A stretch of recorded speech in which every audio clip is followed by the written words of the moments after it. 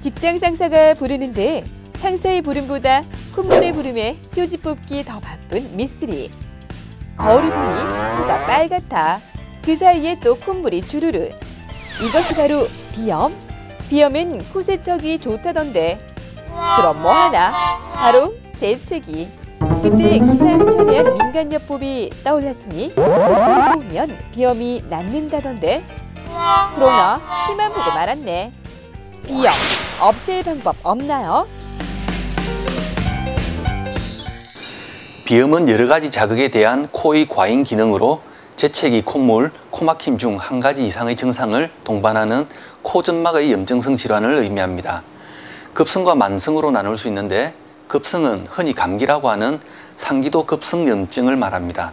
우리가 잘 알고 있는 알레르기성 비염은 만성 비염의 하나로 대표적인 아토피성 질환입니다. 이것은 증상이 나타나는 시기에 따라서 계절성과 1년 내내 나타나는 통영성으로 구별합니다. 계절성은 재채기, 콧물, 코막힘이 나타나며 눈이나 구강점막, 특히 코점막에 가려움이 있을 수 있습니다. 통영성에서도 같은 증상이 나타나지만 눈과 구강점막의 가려움은 거의 나타나지 않으며 증상은 주로 아침에 나타나고 1년 내내 하루 1시간 이상의 증상이 있습니다. 만성화하여 비후성 비염이 되거나 콧물 등이 목 뒤로 넘어가는 후비루 증상이 나타날 수도 있습니다. 코는 단순히 냄새를 맡는 기관이 아닙니다. 코는 뇌로 산소를 보내는 첫 관문으로서 코를 통한 산소 공급이 원활한지 아닌지에 따라 뇌 기능까지도 좌우할 수 있는 중요한 기관입니다. 그러므로 코막힘으로 만성적인 산소 부족에 시달리면 뇌의 기능도 떨어질 수밖에 없습니다. 비염에 걸리면 일단 기억력과 집중력이 떨어집니다. 성격은 산만해지고 잦은 두통에 코골이가 심해지며 수면이 부족해져 성장장애로 이어질 수도 있습니다. 집중력과 기억력이 떨어지게 되면 아이들은 쉽게 공부를 할 수 없게 되고 산소 부족은 뇌에도 영향을 미쳐서 공부에 대해서는 더욱더 악영향을 미치게 됩니다.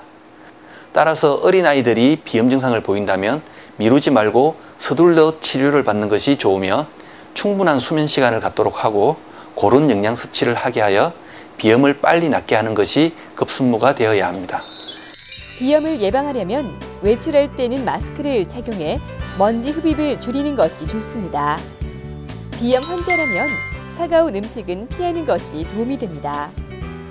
청량 음료 등 식품 첨가물이 들어간 음식과 현대인이 즐기는 커피, 음주와 흡연은 비염을 악화시키는 원인 식품이기 때문에 가급적 삼가야 합니다.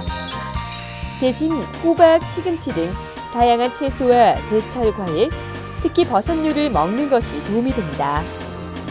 그리고 면역력을 높여주는 음식이 좋은데요.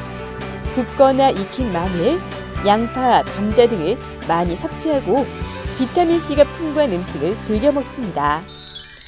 비염을 동의보감에서는 비구라고 합니다. 구란 코에서 맑은 물이 흐르는 것을 말합니다. 풍에 상하면 반드시 맑은 콧물이 나오는데 맑은 콧물이 나오는 것은 폐한에 속합니다. 즉 한의학적으로 비염은 폐호흡기 계통이 허약하고 차서 생긴다고 봅니다. 우리 몸이 차고 면역력이 약해지면 외부의 여러 자극에 과민하게 반응하고 염증으로 나타나게 되는데 이것이 곧 비염입니다. 치료는 코의 염증을 내려주고 면역력을 강화하면서 폐기관지를 따뜻하게 하는 침치료와 함께 담음을 없애주는 이진탕이라는 처방에 새신, 백지, 당귀, 천궁 등의 한약을 넣어서 달여 먹으면 효과가 좋습니다.